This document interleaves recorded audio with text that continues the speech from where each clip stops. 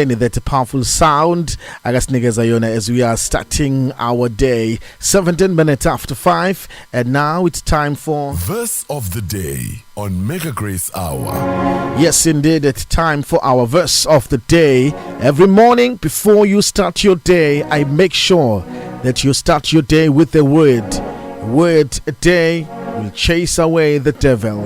And our verse of the day is found in the book of Psalms 23, verse 4. Even though I walk through the darkest valley, I will fear no evil, for you are with me. Your rod and your staff, they comfort me. And this is our verse of the day. Amazwi lawa abhalwe uDavide incwadi yamahubo uthi noma ngihamba esigodini sethunzi lokufa. I understand one thing, ukuthi ithunzi lokufa is not my permanent resident. Uthi noma ngihamba nje esigodini sethunzi lokufa angikwesabi okubi. Even when I go through the darkest valley, I am not afraid. Ela namhlanje uqala usuku lwakho ulibambe leli verse, ulibambe lamazwi ashiwo uDavide athi kuyenzeka kwesinye isikhathi uzithole udlula uhamba esigodini sethunzi lokufa, kodwa uma uyithola udlula esigodini sethunzi lokufa, you need to understand ukuthi awuhleli lapho. A moment of ekufikele odlula kuyona, awuhleli lapho futhi ngeke ufele lapho. Even though I walk through, you are just walking through the darkest valley. Akushiwa kodwa ukuthi the darkest valley is your permanent resident. Uthi even though I walk through the darkest valley, I will fear no evil. Noma ngabe isiphi isimo odlula kusona, noma ngabe yipi darkest valley odlula kuyona, do not fear. Noma ngabe isiphi isimo obhekene naso njengamanje kuseni, ungesabi. Yini eyenza ukuthi ungesabi? Yini eyenza uDavide engasabi? I-revelation yokuthi ngoba ngihambalana nje, angihambi ngedwa, kodwa ngihamba noNkulunkulu. Iyona nto eyenza uDavide ethi noma edlula esimeni esinzima, abanye abantu mabemuka edlula kusona bethi hawu ngeke saphunyuka, kodwa yena ahambe ekhululekile ngoba unesambulo ngoNkulunkulu wakhe. Uyamazi ukuthi uNkulunkulu wakhe unamandla okwenzani. Iyona nto ethi noma ngabe singakanani isimo esingifikelayo, singangisabisi. Hayi ngoba nginamandla okusahlula isimo, kodwa nginesambulo ngalo engihamba naye. Angithembile ukwenza kwami, angithembile amandla ami, angithembile ikhwepha zami, kodwa ngithembele lo engihamba naye ngoba ngiyamazi ukuthi unamandla okwenza izinto ezingakanani. You must have a revelation about your God. Mazi uNkulunkulu wakho, mazi ukuthi unamandla angakanani. Mawumazi uNkulunkulu wakho, ayikho into yokwesabisa. Noma ngafika isimo esingakanani, bayothunga bonke bebamba ngezansi bonke, besabe bonke, kodwa wena ube nesibindi njengebhubesi ngoba wazi amandla kaNkulunkulu omkhonzayo.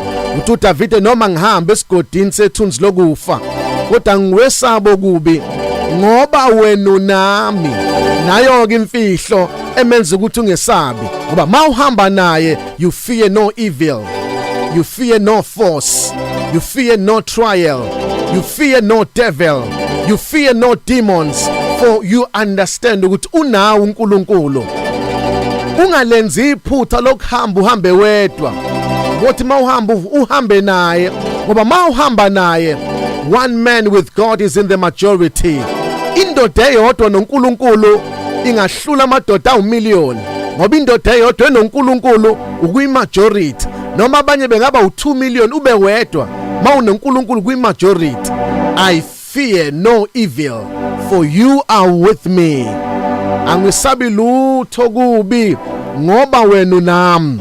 Enye yezinto ekwenza usabe ingoba usuku uyibona ukuthi uhamba wedwa, usuku uyibona ukuthi ngathi akekho yena, kodwa maye khona angesabi. Angibeka phezukwani, ngibeke phambi kwani, angisabi ngoba nginoNkulunkulu. Noma ngabe isiphi isimo esifikayo angesabi. Yini yenza ngingesabi? Ngazi uNkulunkulu wami ukuthi wake wavula ulwandle olubomvu, wake wanisa imvula yemana, wake wahola uIsrael ehlale ngensika yefemini, wahola ngensika yomlilo emini, wake wakhipha amanzi edwaleni, wake wakhipha amanzi washintsha amanzi ababayo abamnandi. Ngakho ngesabi. Uke wanikeza uDavid amandla, wadwengula ibhele, wadwengula ingonyama. Ngakho ngesabi. Ngelinye ilanga loNkulunkulu ke wanikeza uSamson amandla, wabulala amadoda esebenzisa umhlathi wembongolo. Ume nami ngasabani pho? Uma ngihamba naye yini engayesaba? I fear no evil. Angesabi ngoba nginoNkulunkulu. Manginaye ngakuthatha konke kodwa ngifuni ukulahlekelana noNkulunkulu. Ngaluza everything kodwa ngifuna ukuluza uNkulunkulu ngoba there is no me without God. Angikwazi ukuphila esengekho. Ngaluza abangani, ngaluza engazana nabo, ngaluza imali kodwa ngeke ngiluze uNkulunkulu ngoba uyisosi yakho konke. Kungangilahlekela konke kodwa as long as nginoNkulunkulu nginakho konke. Noma ngihamba esigodini sethunzi lokufa angiwesaba okubi ngoba wena unami. Understand ukuthi uhamba nobani. Wena unami uNkulunkulu. Noma bengivukela ngesabi ngoba wena unami. Noma bengibhela umgodi ngaphambili ngesabi ngoba wena uNkulunkulu nami. Nayo into engenza ngingasabi noma sengibona ukuthi isimo siyabheda kodwa ngesabi ngoba wena unami. Unami uNkulunkulu bafowethu. Unami uNkulunkulu. Unami uNkulunkulu. Nami kwesinye isikhathi ngixake ukuthi ngidlule kanjani. Angidlulanga ngoba ngihlakaniphile. uNkulunkulu nami. Nami ngixake ukuthi kwenzeke kanjani lokho kimi. Ukuthi uNkulunkulu unami. Hayi ngoba nginamandla kodwa engihamba nayo namandla. Unami uNkulunkulu. Nakuba ngimile ngime ngoba unami. Nakuba ngiyaphila ngiphila ngoba unami. Uye onikeza amandla oyethileyo, qinisa amadola anxegayo. Angisabi ngoba nginoNkulunkulu. Awuvuka namhlanje ithunzi legodi lokufa ozodlula kulona ungesabi. Uyadlula nje kodwa udlula noNkulunkulu.